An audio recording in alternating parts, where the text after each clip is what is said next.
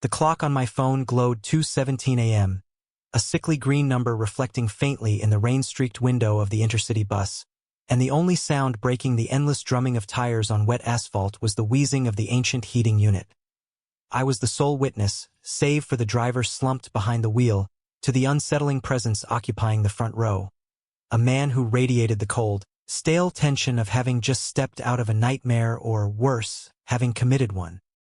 He was thin, rigid, and wore a heavy, antiquated overcoat that looked tragically out of place, even in the dead of winter, its collar pulled high enough to conceal a good portion of a face that, whenever he dared to glance at his own reflection, was a study in profound, terrified exhaustion.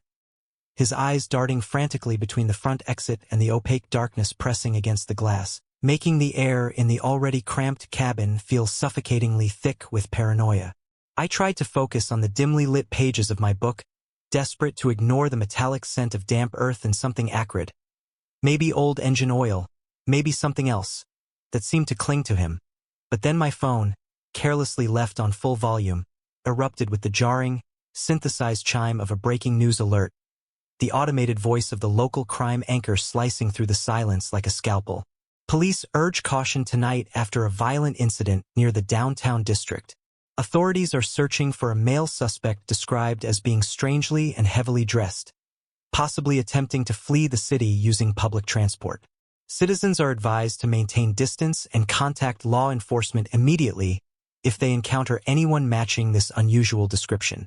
The notification's final, echoing word died in the sudden, absolute silence of the bus, and I felt the blood instantly drain from my face as the man in the front seat, who had been frozen until that moment, slowly, deliberately, turned his head, his wide, desperate eyes, two dark, black pits in the pale canvas of his face, locking onto mine with a sickening, silent accusation that confirmed every terrifying suspicion I'd fought to suppress. The moment our eyes locked, the air inside the bus didn't just thicken. It solidified into something cold and crushing. My heart hammered against my ribs, a chaotic drumbeat in the sudden, overwhelming silence.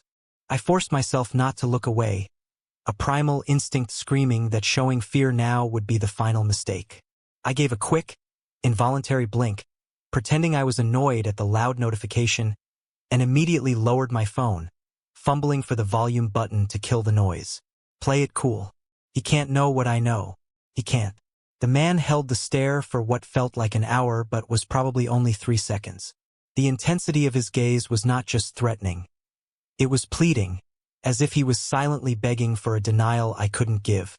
Then, in a movement so sudden it made me flinch, he reached up and slowly, agonizingly, pulled the stiff collar of his overcoat down. His face was gaunt, unshaven, and etched with fatigue, but it was his mouth that truly unsettled me. He didn't smile, but a muscle twitched near his jaw, a tiny tremor of contained madness. He leaned slightly forward, his voice a dry, rasping whisper that barely carried over the road noise, yet felt deafening in the empty cabin. "Excuse me," he breathed, the sound catching in his throat. Did you catch the name of the road we're on?" It was the most banal question imaginable, a jarring disconnect from the violent reality the news report had just broadcast. I swallowed hard, trying to keep my voice from cracking. "No," I managed, shaking my head and gesturing vaguely toward the windows. "It's too dark. I haven't been paying attention." He blinked slowly, processing my answer. His eyes never left mine. They were searching, not for an address, but for a flicker of recognition, a sign that the news anchor's words had registered. "Ah," he murmured, sinking back into his seat, the strange heaviness of his coat settling around him once more. "My mistake. I was hoping to get off soon." The phrase hung between us. Get off soon. Not at the next scheduled stop, but off, like an escape. I used the brief lull to glance forward. The driver was a silhouette, head bobbing gently, completely unaware of the deadly silent negotiation taking place 20 feet behind him. No help there. My fingers tightened around my phone. If I could silently activate the emergency services. But the bus was rumbling down a deep, wooded ravine, flanked by sheer rock and dense pines. A dead zone, miles from any cell tower, much less a police response. The bus suddenly lurched, making a grinding sound as it took a sharp, unexpected curve, throwing me slightly against the window. It was just an ordinary maneuver, but in that fractional moment of imbalance, I saw the handle of a dark object tucked deep into the inner pocket of the man's coat. It was not a phone, and it was certainly not a wallet.